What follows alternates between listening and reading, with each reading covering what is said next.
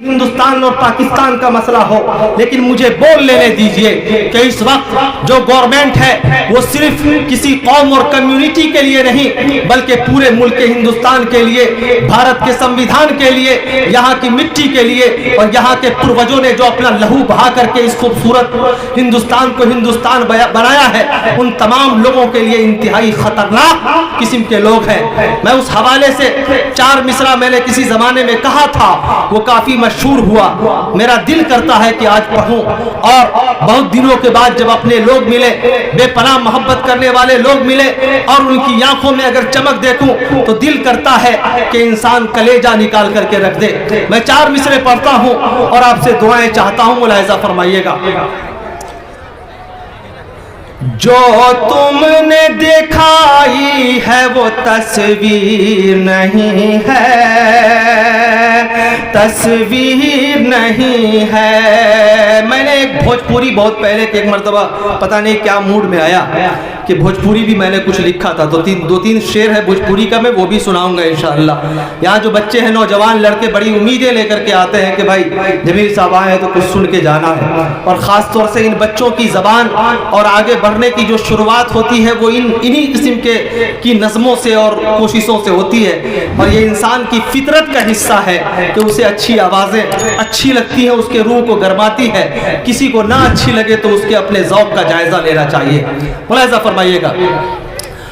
जो तुमने दिखाई है वो तस्वीर नहीं है, तस्वीर नहीं है। जो तुमने दिखाई है वो तस्वीर नहीं है, तस्वीर नहीं है। असलाफ के ख्वाबों की ये ताबीर नहीं है, ताबीर नहीं है। जो तुमने दिखाई है वो तस्वीर नहीं है, तस्वीर नहीं है। असलाफ के ख्वाबों की ये ताबीर नहीं है। और अगले शेर पर आपकी तवज्जो चाहता हूँ। एक तमाचा रसीद करने की कोशिश करता हूँ उन जहर उगलने वालों के खिलाफ, उनके चेहरे पर, उनकी जबान पर, उनकी आवाज पर। शायद अगर आप मेरी आवाज से आवाज मिला दें तो मैं ये कहूंगा कि मैंने तुम्हें आवाज दी है बड़े साज के साथ, तुम भी आवाज मिला दो मेरी आवाज के साथ। मुलाहिज़ा फरमाइएगा। जो तुमने दिखाई है वो तस्वीर नहीं है, तस्वीर नहीं है। असलाफ के ख्वाबों की ये ताबीर नहीं है, ताबीर नहीं है। इस मुल्क के मिट्टी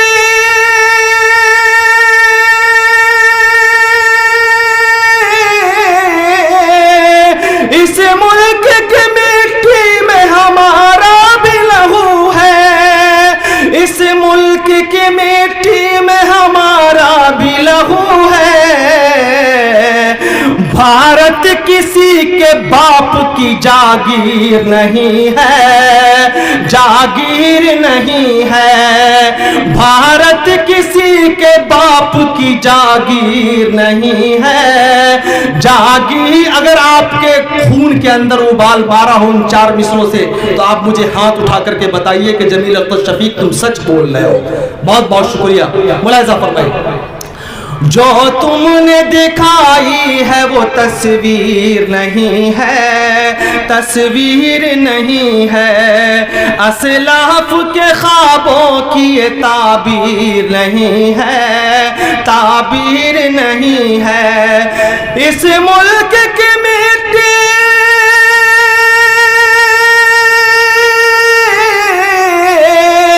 इस मुल्क की मिट्टी में हमारा भी लहू है, हमारा भी लहू है। भारत किसी کے باپ کی جاگیر نہیں ہے. یہ جب ضعیف لوگ ہاتھ اٹھا کر کے ایمانی قوت سے جب اٹھاتے تو مجھے لگتا ہے کہ میرے لہو کے اندر کسی نے ایمان کا کرنٹ ڈال دیا ہو. اللہ تبارک و تعالیٰ آپ کے جذبے کو سلامت رکھے. بھارت کسی کے باپ کی جاگیر نہیں ہے, جاگیر نہیں ہے. اور حضرات ایک پیغام پیش کرتا ہوں آج خاص طور سے, جو ضرورت ہے اس وقت کہ اتحاد و اتفاق کا جو پیغام ہے کہ ایک ہو جائیں تو بن سکتے ہیں خورشید مبی, ایک ہو جائیں تو بن سکتے ہیں خورشید مبی, ورنہ ان بکھرے ہوئے تاروں سے کیا بات بنے. ایک صاحب کو دیکھا کہ وہ جھاڑو لگا رہے تھے. میں نے ان سے پوچھا کہ لکڑیاں تو ایک بھی استعمال کی جا سکتی ہے, یہ پورا موٹی لکڑی لے کے کیوں گھوم رہے ہو؟ انہوں نے کہا کہ بے وقوف, تمہیں دکھائی نہیں دیتا اگر ان لکڑیوں کو الگ کر دوں گا میں کیا, میرے پورے خاندان کے لوگ اگر اکٹھے ہو جائیں گے تو میری گھر کی صفائی نہیں ہوگی. میں نے کہا کہ دوست بڑی اچھی بات تم نے کہی ہے, تم نے اتحاد کا پیغام دے دیا ہے. یعنی بات یہ ہے کہ جس طرح جھاڑو کی الگ الگ لکڑیاں پورے گھر کی صفائی نہیں کر سکتی ہے, اسی طرح جب تک ہم ایک نہیں ہو جائیں گے, اتحاد کا مظاہرہ نہیں کریں گے, تب تک کہ بھارت کی سرزمین سے نفرت کے سوداگروں کا صفایا نہیں کر سکتے ہیں. یہ میرا یقین کرتا ہے. اور یہی کام ہوا تھا جب انگریز اس ملک کے اندر مسلمانوں ہی نہیں بلکہ پورے بھارت کے لوگوں کے جذبات کا خون کر رہے تھے. یہاں کے لوگوں کو اپنے منموجی طریقے سے غلام بنا کر ان کے اوپر ظلم کا ایک ایسا پہاڑ توڑ رہے تھے جس کو پڑھ کے آج بھی ہماری روح تھرا اٹھتی ہے. تو اس وقت لوگوں نے یہ نہیں دیکھا کہ ہم مسلمان ہیں یا ہم پھر غیر مسلم ہیں, ہندو ہے, کرسچن ہے. لوگوں کو یہاں کی بھومی نے, یہاں کی مٹی نے آواز دی, لوگ اکٹھے ہوئے اور پھر انگریز جیسی ذہین قوم کو ایسا پسپا کیا کہ پھر وہ بھول گئی وہ قوم کہ ہندوستان کوئی ایسا ملک تھا جہاں پہ ہم نے فتح اور غلبہ حاصل کیا تھا. میں اس حوالے سے, اتحاد اور اتفاق کے حوالے سے, میری ایک نظم ہے جو میں نے بہت کم پڑھی ہے, میں یہ چاہتا ہوں کہ آپ بھی شریک ہو جائیں اس میں. اگر آپ کو اتحاد کا پیغام دکھائی دے تو شاید آپ کی دعائیں چاہتا ہوں. میں نے کبھی کہا تھا کہ جو کردار و عمل اپنا شریعت سے سجاتا ہے زمانہ اس کو سر آنکھوں پہ عزت سے بٹھاتا ہے, یا ہمیں ایک روز مر کر اس زمین کے تہ میں جانا ہے. بلندی جب بھی ملتی ہے یہ انسان بھول جاتا ہے. ان سارے احساسات کے ساتھ بھی حالات سے لڑنا ہوگا, مسائل کا سامنا کرنا ہوگا. اس حوالے سے میں ایک نظم پڑھتا ہوں اور پھر بھوجپوری ایک چھوٹی سی نظم جو 2-3 مصرے کی ہے, پھر اس کے بعد میں جابر حسین صاحب تک پہنچوں گا. ملاحظہ فرمائیے. نفرت کو چھوڑ پیارے محبت کی بات کر. اس لہجے میں ایک نظم کسی کی بہت وائرل ہوئی تھی آج سے 7-8 سال پہلے. میں رات کی تاریکی میں 2 بجے اتفاق سے پٹنہ کے جنکشن پہ بیٹھا ہوا تھا. ٹھٹھرتی ہوئی رات تھی, کپڑے میرے پاس کم تھے, جسم کو چھوتی ہوئی ٹھنڈیاں میرے اندر کی رگوں کے اندر ایک عجیب و غریب طوفان برپا کر رہی تھی. میں نے سنا تو مجھے لگا کہ قوم کے حوالے سے اس پیغام کو اور وسیع کیا جا سکتا ہے, تب میں نے یہ نظم کہی. ملاحظہ فرمائیے. نفرت کو چھوڑ پیارے محبت کی بات کر, نفرت کو چھوڑ پیارے محبت کی بات کر.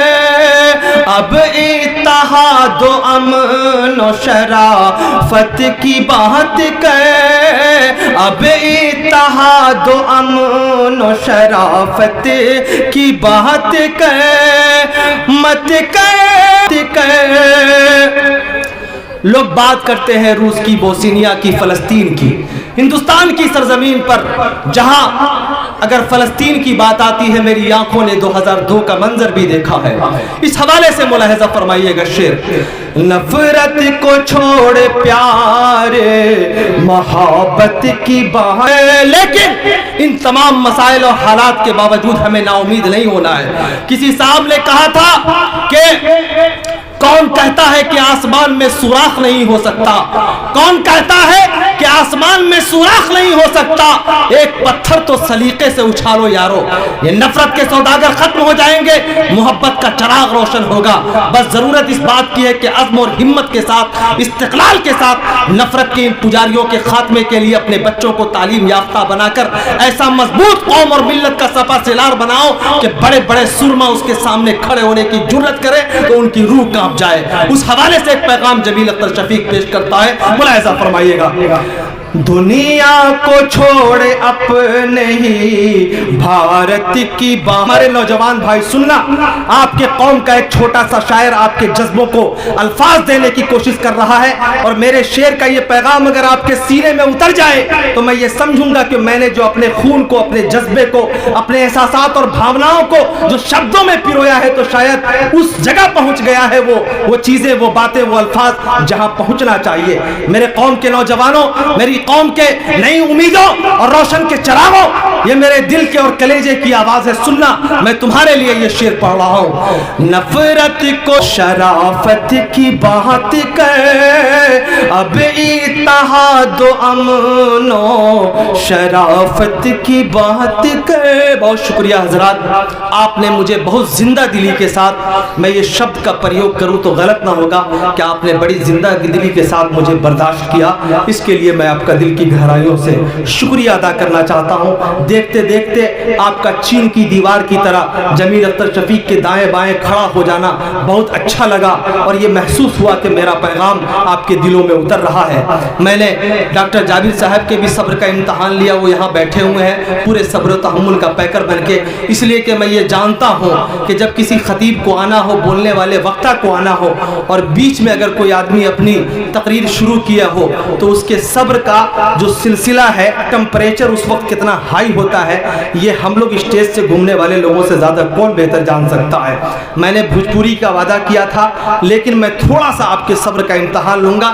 جابر صاحب کے بعد میں انشاءاللہ بھوجپوری والا بھی آپ کے بیچ رکھوں گا، اس میں بھی کچھ اسی قسم کا مٹیریل ہے جو آپ کے رگوں میں، خون میں گرمی پیدا کرے گا انشاءاللہ۔ میں یہ چاہتا ہوں کہ بہت عزت اور احترام کے ساتھ میں ڈاکٹر جابر صاحب کی خدمت میں حاضر ہونا چاہتا ہوں۔ جب میں انہیں دیکھتا ہوں، کبھی کبھی شعر مشاعروں کی دنیا کے ایک بہت بڑے، مطلب یہ کہیے کہ نقیب ہندوستان تھے جناب انور جلال پوری صاحب، مجھے ان کے قدموں میں بیٹھنے کا موقع ملا، عالمی شہرت یافتہ تھے، بڑی ان کی، وہ علی گڑھ میں ایک کالج میں انگریزی کے پروفیسر تھے، 40 سال تک انہوں نے انگریزی پڑھائی، مہابھارت کا انہوں نے ترجمہ کیا، اردو میں منظوم ترجمہ کیا۔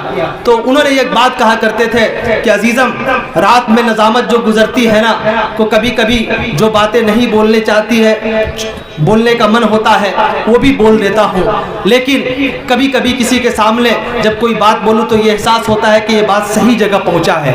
تو میں اس حوالے سے ایک بات یہ کہنا چاہتا ہوں کہ یوں تو بلانے کو سبھی لوگوں کو بلاتے ہیں، اشعار بھی پیش کرتے ہیں، لیکن کبھی کبھی کوئی شعر، کوئی پوئٹری ایسا لگتا ہے کہ اپنے ارتھ والے جگہ پہ جا کر کے چپک گیا ہے۔ تو میں یہ 4 مصرے میں ڈاکٹر جابر صاحب کے لیے کہوں گا تو غلط نہ ہوگا۔ ان لوگوں کو دیکھتا ہوں اس ضعیفی کے عالم میں، رات کی تاریکی میں، ابے یہ جو لال روشنی لے کے کون بچہ بیٹھا ہوا، اس کو بتاؤ کہ یہ دوسری جگہ کی چیز ہے، یہ جلسے میں مارنے بیٹھ گیا، یہ دوسری جگہ کی چیز ہے۔ یہ جو لال والا جو لے کر کے گھومتے رہتے ہیں نا، اپنے اخلاقی رکھ رکھاؤ کا پتہ تو یہ روشنی مت مارو۔ بچے کو اس کے باپ سے گزارش ہے کہ اس کی جو روشنی ہے وہ لے کر کے جیب میں رکھ لے، یہ بار بار بیچ میں مار رہا ہے فوکس کہ دیکھو میں کہاں سے گھوم کے آ رہا ہوں۔ بہرحال ڈاکٹر جابر صاحب کو میں آواز دینا چاہتا ہوں، جنہیں دیکھیے تو آپ کو محسوس ہوگا کہ ہماری قوم کی صفوں میں الحمدللہ ایسے بوریا نشین بھی موجود ہیں، جنہیں دیکھیے تو ہم نوجوانوں کو ہمت ملتی ہے، آنکھوں میں طاقت بڑھ جاتی ہے،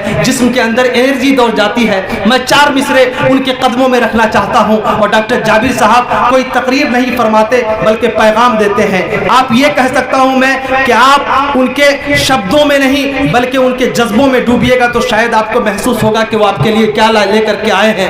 چند منٹوں کے لیے وہ آپ کے بیچ آئیں گے۔ میں ڈاکٹر جابر صاحب کو 4 مصرے سے آواز دوں کہ تجلی آنے والے وقت کی راہوں میں بھر دی ہے، تجلی آنے والے وقت کی راہوں میں بھر دی ہے، پرانے آئینوں کی گرد ہم نے صاف کر دی ہے، ہمیں آتا ہے پرکھوں کی ہر ایک تاریخ پڑھ لینا، پرکھ لیتے ہیں گوہر کو خدا نے وہ نظر دی ہے۔ جناب ڈاکٹر جابر صاحب آپ کے بیچ۔